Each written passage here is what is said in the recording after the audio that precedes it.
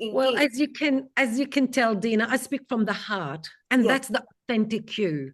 And yes, unfortunately, with women, our problem is we wear our masks to yes, fit in.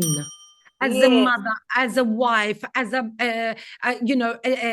businesswoman, we want to fit in. But yes, at the end of the day, this mask, this hand holding the mask is going to get tired, and the yes. mask is going to come down, and the truth will be out there. So In, therefore, you need to let down your guard. You need to be you. You need yes. to tell your story, your authentic, real story. And that's how you get places.